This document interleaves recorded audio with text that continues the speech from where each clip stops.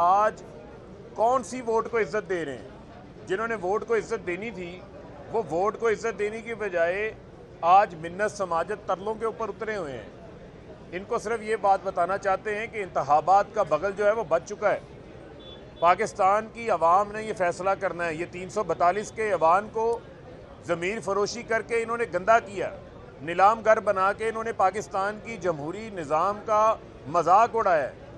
अब जो है वो बड़ा मैदान लग चुका है, 22 करोड़ की आवाम का मैदान है।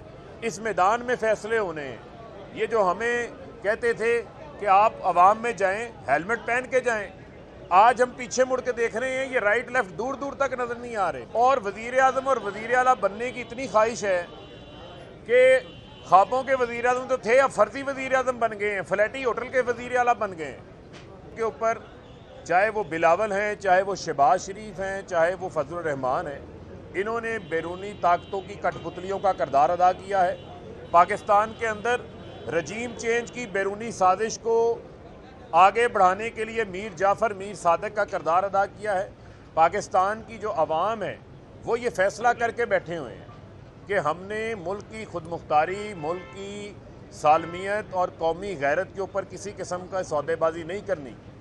लोग अपनी पेट पर पत्थर बांधने को तैयार हैं, लेकिन जो लोग उनको भकारी कहते हैं, जो लोग गुलामी करने के लिए तैयार हैं, जो पाकिस्तान के अंदर 400 ड्रोन हमलों की इजाज़त देते हैं, उनके साथ पाकिस्तान की आवाम किसी सूरत भी साथ नहीं खड़ी। और मैं ये समझता हूँ कि वज़ीर आज़म इमरान खान ने ये एक फ़र्क वादे कर दिया है। ये 11 जमातें एक तरफ खड़ी हैं, प्राइम मिनिस्टर इमरान खान एक तरफ खड़े हैं। अब मैं एक बड़ा चैलेंज करने जा रहा हूँ। फजलुर रहमान, शहबाज शरीफ, आसिफ अली जरदारी और आगे उनके जो हाइब्रिड लीडरशिप तैयार हो रही है, मरियम बिलावल, कि आप एक निशान ले लें इंतखाबात के अंदर। ये जितना चोरों का टोला है ये एक इंतखाबी निशान ले और अब इकट्ठे रहना, अलहदा ना होना। आपका मुकाबला इमरान खान जो है वो 22 करोड़ की आवाम के अंदर करेंगे। अब आपने अलहदा नहीं होना, अलहदा इंतखाबी निशान पे नहीं लड़ना। एक ही इंतखाबी निशान ले लें और उस इंतखाबी निशान के ऊपर हम आपका जो है वो मुकाबला करेंगे और पता होगा सारी आवाम को कि ये चोरों का टोला एक तरफ खड़ा है, इमरान खान हक और सच के साथ, सच्चाई के साथ, अच्छाई के साथ एक तरफ खड़े हैं। और ये फैसला पाकिस्तान की आवाम को करने दें। आप जितनी मर्जी इधर उधर टामक टोइयाँ मार रहे हैं, उससे कोई फ़र्क नहीं पड़ेगा। और ये एक फैक्ट है, इसको नहीं झुटलाया जा सकता कि जो ख़त के मंदरजात के ऊपर ख़त है नहीं है के ऊपर जितनी इन्होंने कोशिश की है। मुझे ये बताएं कि कौमी असम्बली की कौमी सलामती कमेटी से ये लोग क्यों भागे थे, उस इजलास में क्यों नहीं आए। शहबाज शरीफ ने मुतालबा किया था कि पार्लियामेंट में लाएं, शायद खान अब्बासी ने किया था पार्लियामेंट में लाएं। जब हम पार्लियामेंट के अंदर लेके गए तो वहाँ से ये रफू चक्कर हो गए, क्योंकि इनको तो साजिश का पहले पता था, तो लिहाजा ये उसका सामना करने को तैयार नहीं थे। तो अब इनको मेरा चैलेंज है कि इंतखाबात से हम भागने नहीं देंगे, इंतखाबी मैदान में आओ और एक इंतखाबी निशान लेकर आओ। इमरान खान पाकिस्तान की आवाम के साथ तुम्हारा डट के मुकाबला करेगा, तुम्हें शिकस्त देगा और आइंदा 5 साल के लिए भी वजीर आज़म इमरान खान हो।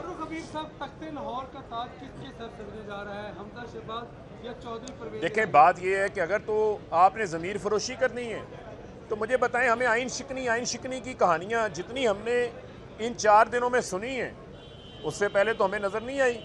ये आइन का आर्टिकल 63A क्या कहता है कि आप अगर पार्टी से डिफेक्ट करते हैं तो फिर आपका रास्ता हमेशा के लिए रुकना चाहिए। अदर वे आप इख्तलाफ है, आप रिज़ाइन करें, दोबारा अवाम में रिलेक्ट होकर आ जाएं। तो मसनूई वज़ीर आला बनने की कोशिश करें, ज़मीर फरोशी करके वज़ीर आला बनने की कोशिश करें, वो हकीकी वज़ीर आला नहीं होगा। हकीकी वज़ीर आज़म वज़ीर आला वही होगा जो आम इंतखाबात, नए इंतखाबात से 22 करोड़ आवाम का मैंडेट लेकर आए। अजलास में ताख़ीर की जो बुनियादी वजह है वो उन्होंने पेश की है कि जो तोड़ फोड़ इन्होंने की है उसी की वजह से हो रही है। सबसे बड़ी रुकावट भी ये लोग।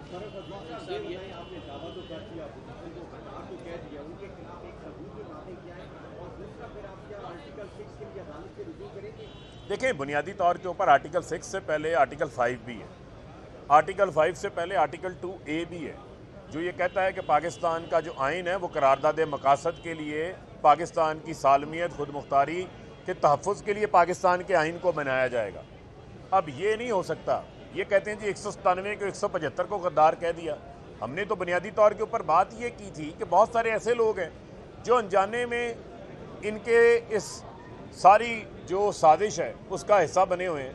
हमने उनको मौका, पाकिस्तान के अंदर एक बड़ा एक इंतहाई अहम केस की पाकिस्तान की सबसे बड़ी आला अदलिया जो है वो समाअत कर रही है, और मैं समझता हूँ कि इस मौके के ऊपर जब कोई केस सब जुडिस होता है तो उस केस के दौरान फजलुर रहमान की प्रेस कॉन्फ्रेंस जो है वो सामने आई, जिसमें आपने देखा कि उन्होंने एक ऐसा लहजा इख्तियार किया जिससे वो चाहते हैं कि पाकिस्तान के जो आइनी इदारे हैं उन आइनी इदारों के ऊपर असरअंदाज होने की कोशिश की जाए।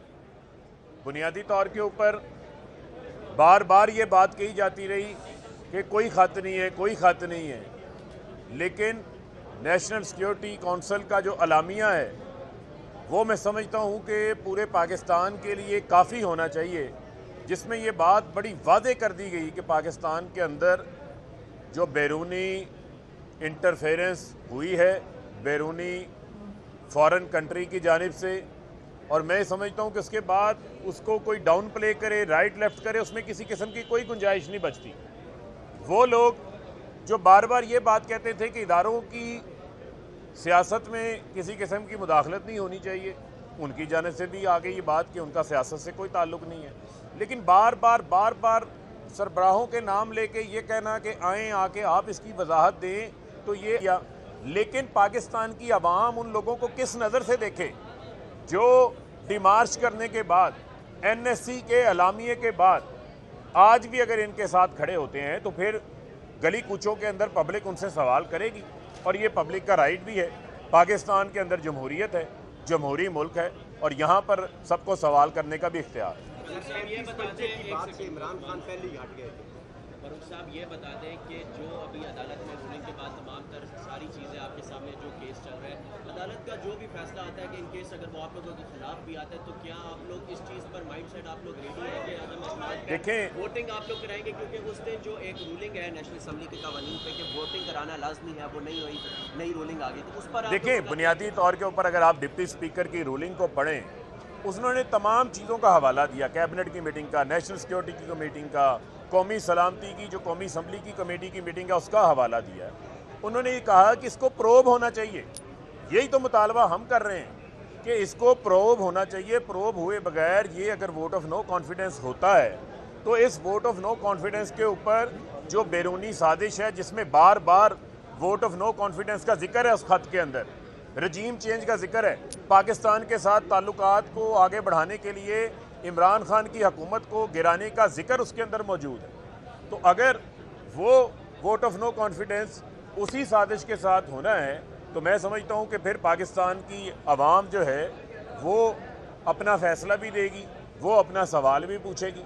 बाकी ये आला अदलिया है, मोअज़्ज़ज़ जज साहिबान है, हमें इनके ऊपर पूरा एतमाद भी है, और हमें अपनी अदलिया के ऊपर भी एतमाद है। ना हम अपनी अदलिया के ख़िलाफ़ कोई कैंपेन चलाएंगे। जिस किस्म की पाकिस्तान की अदलिया के ख़िलाफ़ पहले भी ये कैंपेन्स करते थे, जिस किस्म की कैंपेन इन 5 दिनों के अंदर चलाई गई है, ये भी मैं समझता हूँ कि पाकिस्तान की अदलिया को उसका नोटिस लेना चाहिए और उन करदारों के ख़िलाफ़ कार्रवाई करनी चाहिए जो एक सब जुडिस केस को इन्फ्लुएंस करने के लिए, असरअंदाज होने के लिए जो है वो इस किस्म की ज़ुबान इस्तेमाल कर रहे हैं, इस किस्म के ऐलानात कर रहे हैं। वो तमाम चीज़ें मैं समझता हूँ कि पाकिस्तान की अदालत के सामने। आप कह रहे हैं कि आप वापस जाएंगे, ये देख रहे हैं कि अभी जो हालात है कि आपके मुख्तलिफ जो नुमाइंदे हैं आपके हुकूमत के खिलाफ अदम एतमाद लेके आ रहे हैं, तो क्या ये अवाम की तस्लीम नहीं है कि उनके अदम एतमाद पे ये आज दूसरा अपॉइंट? आपने बहुत अच्छा सवाल किया।